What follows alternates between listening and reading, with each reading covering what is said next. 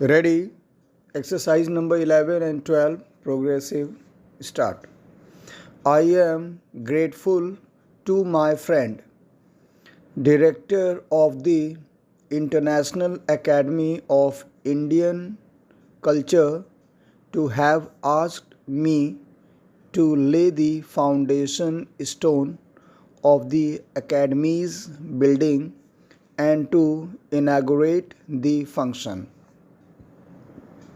I associate myself with both of these functions with pleasure.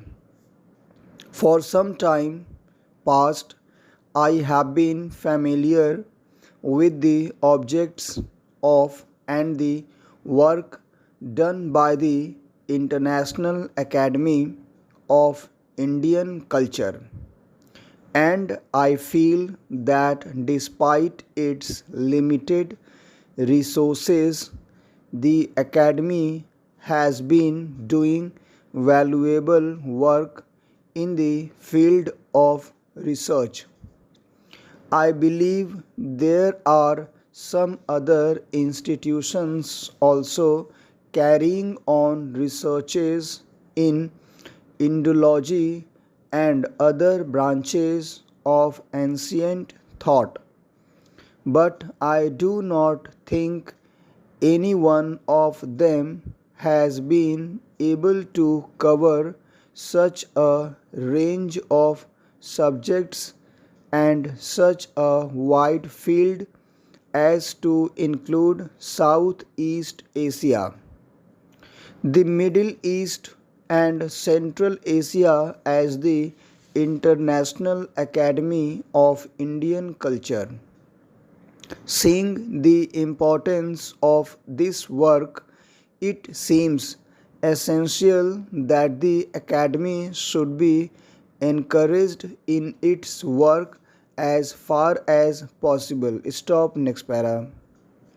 Search for knowledge is as interesting a pursuit as the acquiring of it. The ancient knowledge which recorded history and old monuments unravel to us has its limitations. These sources of history do not carry us very far, and in some cases, they do not tell us enough of the currents and cross currents of popular thought. Luckily, we have another source of having a peep into the dim and forgotten past. That source consists of ancient works and manuscripts found in a variety of languages and scripts. An examination of this data and its proper integration can also add to our knowledge of that period. Stop, next para. Not much by way of research has till now been done so far as the countries of the East are concerned, although scholars are of the view that exchange of thought and mutual give and take on the intellectual level has not been less in Asia than in other parts of the world.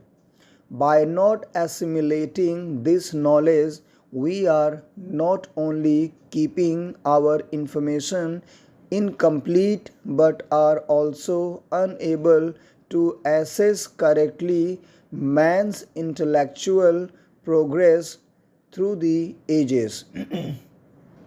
That is why proper integration of the bits of knowledge scattered in various lands is not only essential for the lifting of the curtain over patches of ignorance, but also for having an integrated history of the intellectual evaluation of man. This is being done now. Stop. Next exercise.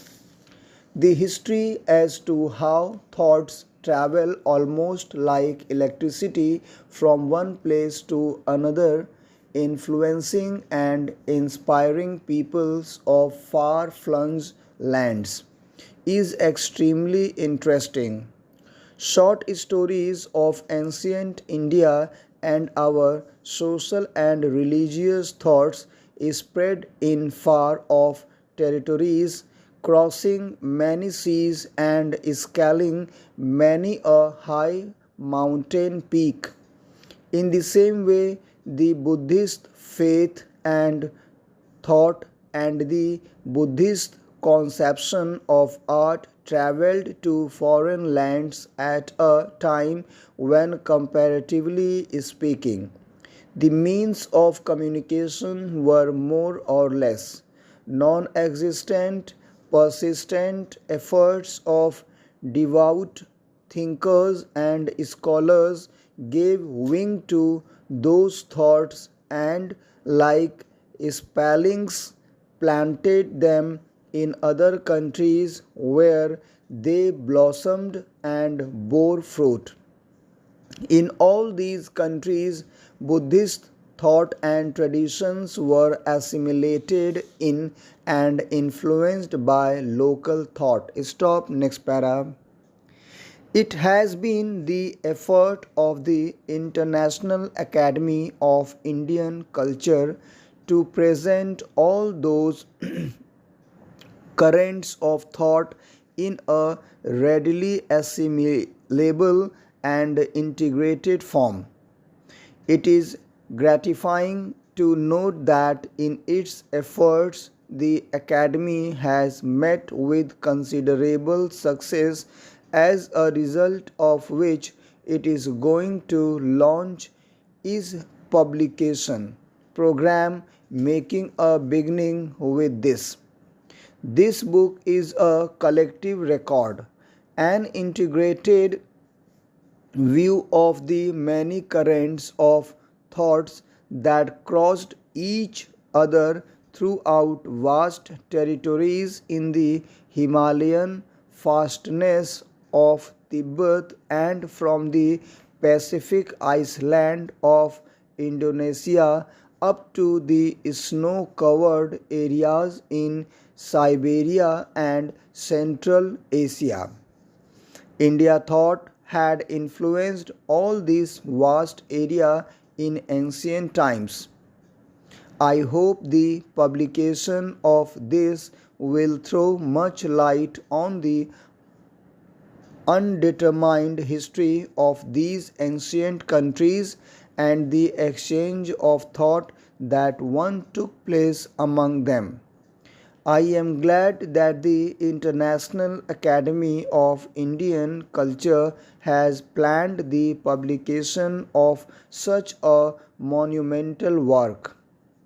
All this information about the ancient history of Eastern countries and their mutual relationship is coming to us at a time when there is an upsurge of awakening discernible in them.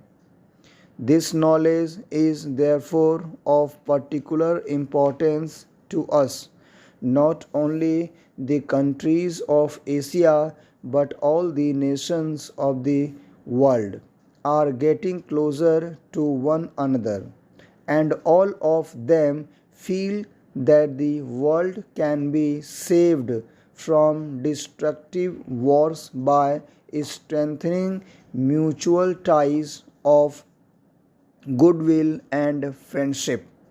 Our knowledge of the relations which subsisted among the various countries in ancient times is bound to lend strength to the basis of international friendship. Let us hope that the publication of this and also the new awakening will inspire a sense of intellectual. Full stop. Thank you very much.